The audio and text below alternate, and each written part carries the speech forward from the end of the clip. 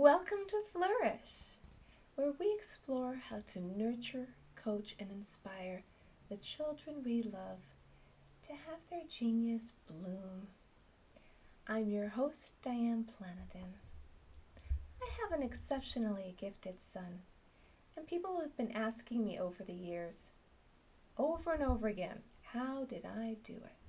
How did I raise my child in order to draw out his natural talents and gifts? There is no easy answer, no siree, but I do have some insight on what worked and what didn't work. Hence, I wanted to share my knowledge and experience so I could help others. I created this outlet where we could reach a global community with a common interest in raising our children to capture and nourish the gift within them.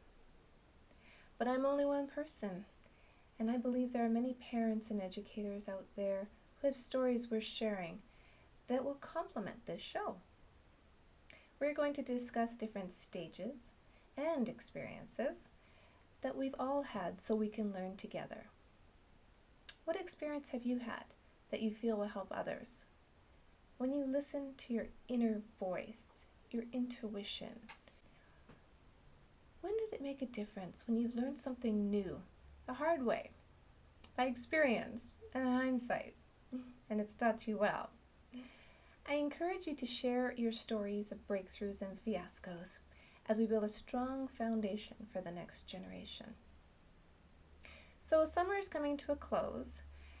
It's back to school around the corner, and I reminisce about vacations on the beach or staycations in the sandbox, when you just stay home and enjoy your own backyard, when you just kick back and spend time as a family, when you have a moment to breathe and get to know each other once more. I find that when I slow down, I have more fun. It may take a few hours, or it may take a few days, but boy, is it worth it. My mother used to have her own methodology for staycation. With 5 children running around full tilt at all times, her zen was in the form of a hairdryer. Remember those? Or have you seen one? It's a full head dryer, like the cone of silence, that you sit under. And today, on my way to record this episode, I was driving down the road and I saw a pickup truck with exactly that in it, but it was like huge lifestyle one from like a salon or something. I thought, oh, isn't that apropos? Little sidebar. Anyways, we would be in the kitchen and she would have her hairdryer set up, golden locks full of curlers and a cup of coffee nearby. You could hear the light hum of the motor, while air barely made a wisp of sound. Reading a magazine and completely in her zone, if only for a few moments, we ran circles around her. We would run up and go, "Mom, Mom, Mom, Mom, Mom, Mom." Bet you heard that before. But no, she can't hear a thing. Oh my, and it must be loud, that vast green machine.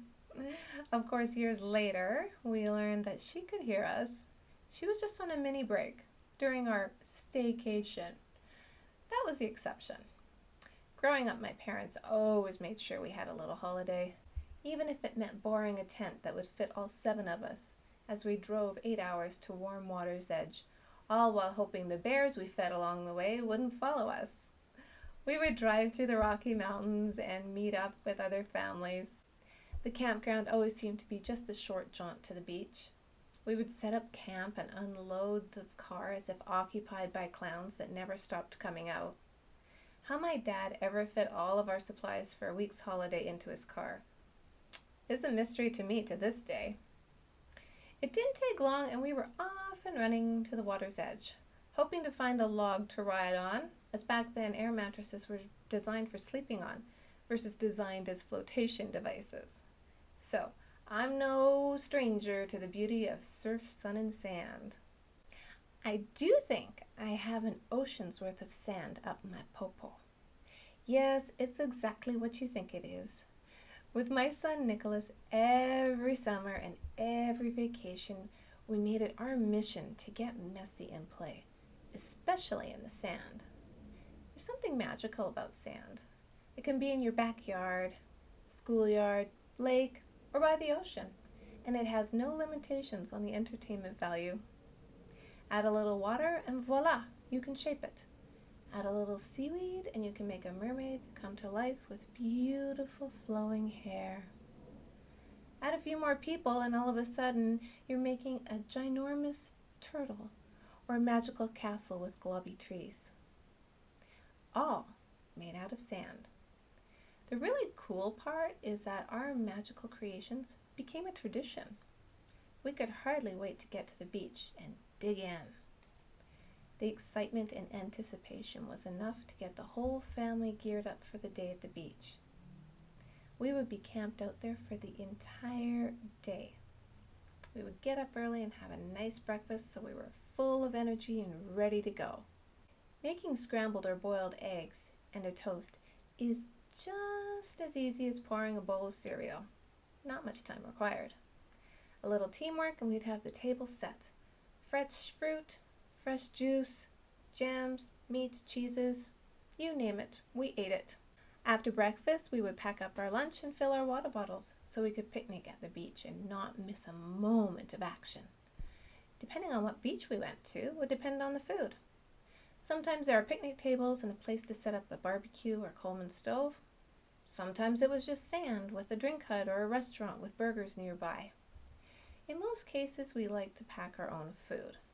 It was also a lot more flexible. Some sliced cucumber, baby tomatoes, mini carrots. Really easy. An assortment of sandwiches and fruit, preferably something locally grown. Got to take advantage of the opportunity to eat fresh when you can. Something right off the vine. And lots of drinks to stay hydrated, as we were going to be gone all day. We also made sure we had a bit of spare change in case there was a fresh coconut to buy when we were in the tropics, or the ice cream boat when we were in the Kootenays. It is the coolest thing ever. Kind of like the ice cream truck, but on water. We could have used a Sherpa with all the stuff we schlepped to the beach. Let's not forget there's also the sunscreen, the towels, the boogie boards, and bocce balls. You name it, we took it. Sometimes I festered at the idea of playing in the sand when I could be lounging, reading a good book, having a rum punch, but that would be short-lived.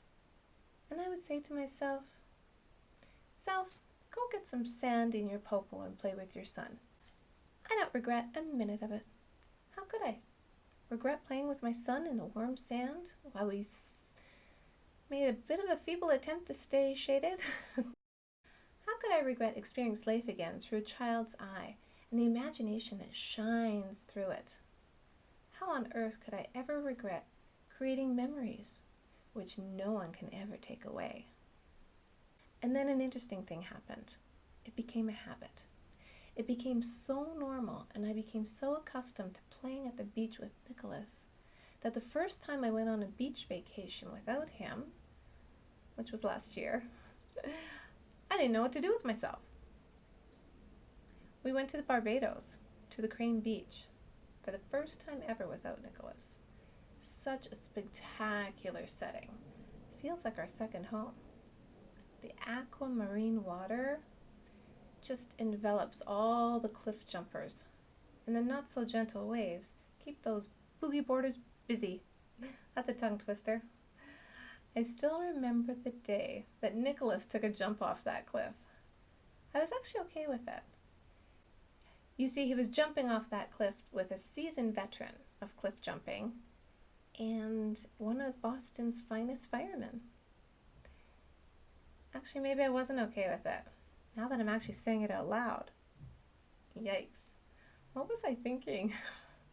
Back to the beach and its gentle breeze as we take in the last few moments of those rays.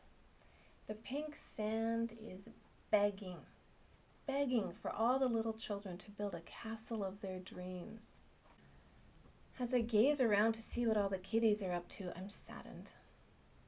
All I can see are the parents reading books while their bored child is gazing mindlessly into their electronics devices at the beach. Weapons of mass distraction is what these are. I am internally outraged, shocked, and quite dismayed. Nothing can replace the physical act of doing, playing, and laughing. I can just hear it now. So what did you do on vacation? Oh, it was the worst vacation ever. I kept getting sand in my phone. Okay, so now I'm laughing and thinking how to diplomatically or subliminally encourage these parents to interact with their child. Turns out I didn't need to. My good friend Marge asked me very loud and clear out of the blue, "Hey, Lady Di, where's that kid you promised to build a sandcastle with? George, where's George? Has he left?"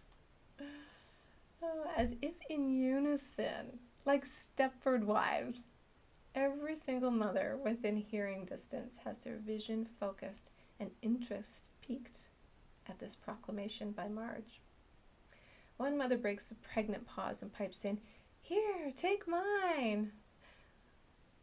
The whole beach rolls with laughter, and a few bodies are seen making a move towards the waves with their little ones. I had been walking on the beach earlier and met George along the way. He was very curious about the sand crabs, how they magically appeared and disappeared with the waves in the presence of us humans. So after talking his ear off with my learned knowledge from Nicholas, we parted ways with the promise of meeting later for some sandcastle action.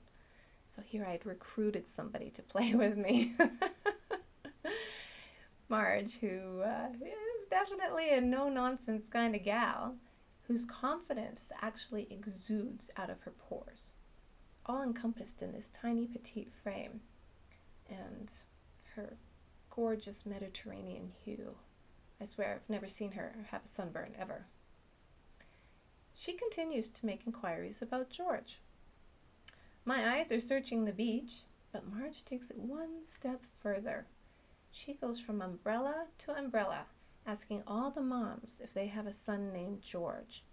George was going to build a sandcastle with Diane. Under the last blue umbrella, she makes one last inquiry. "Are you the George that was going to build a sandcastle?" "No, I'm not George." Well then, Marge says, "Do you want to be?" Not real George, in a very quiet voice, in his cute little green sun shirt and board shorts, timidly says, "Yes." It was at that same moment I spotted the real George. As I turned back to the not real George, his mother was hastily directing him forward. "Get away from those women. Let's go play in the sand." Oh, so fun. An involuntary smile overtook my emotions. Was it happiness, pride, tears of joy? Regardless, my subliminal message and Marge's not so subliminal message was well received. As I motioned to abandon my observations and meet up with the real George, who was playing in the coconut groves behind the beach, I saw two heads pop up instead of one. Real George had found a new friend to play with. They had lightsabers. They proceeded to have a duel on the beach for the end of the universe. How fantastic! On his last day of vacation, George had found a friend, and this dueling duo were fully entrenched on the beach. Not real George was now playing on the ocean with his mother. And then I noticed a slight shift. Could it really be the power of suggestion? The family of 5, whose 3 sons were earlier entrenched on their devices, had picked up a little beach football game.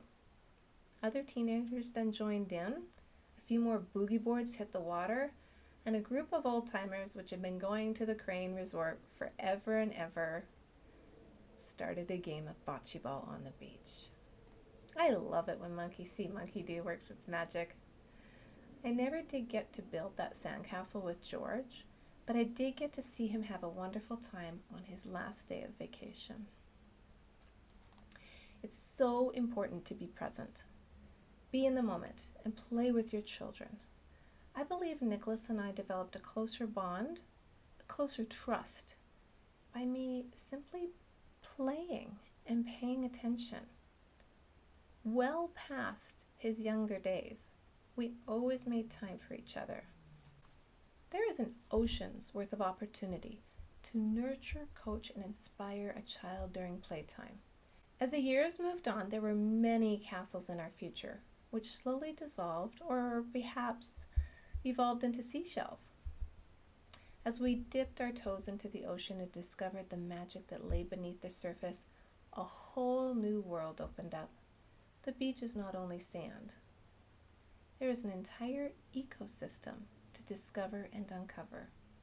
There is the power of the waves, which we would embrace as they ebb and flow, and sometimes tossed me real good. Sometimes mommy does need a vacation. A swim in the ocean or a swim in a pool. A walk on the beach or a walk in the park. A coffee with friends or a coffee in Costa Rica. It's okay to have a mini break, but if you have high hopes of laying on the beach and reading a novel while sipping on rum punch, while leaving your child to create a masterpiece in the sand, all on their own, you may need to buy a hairdryer. Children are amazing and so awe-inspiring. They drink in their surroundings and the wonder of nature, exploring and discovering the world around them.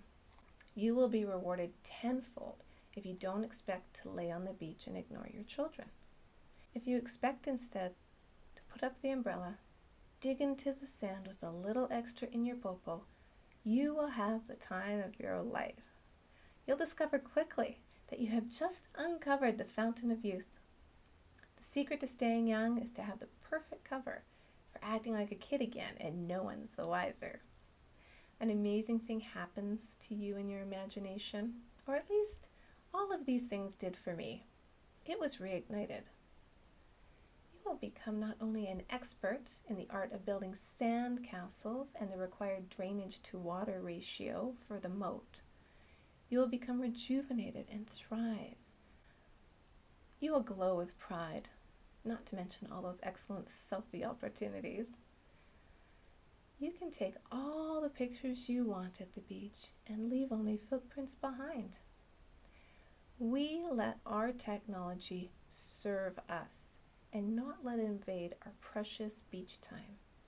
After all, the only surfing you should do on the beach is on the waves.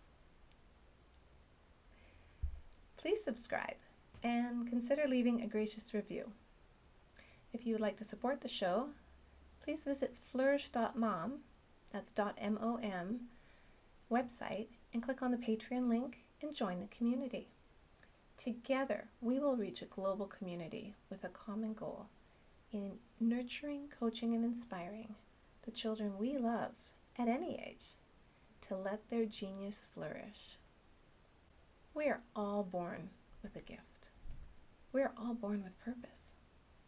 Life's journey is to hone and develop that gift as purpose changes within. Great minds have purpose. Little minds have wishes. Washington Irving. I like that quote. Thank you, Nicholas, for the music for the show. Absolutely adore it. Well, my friends, live well, and thanks for listening.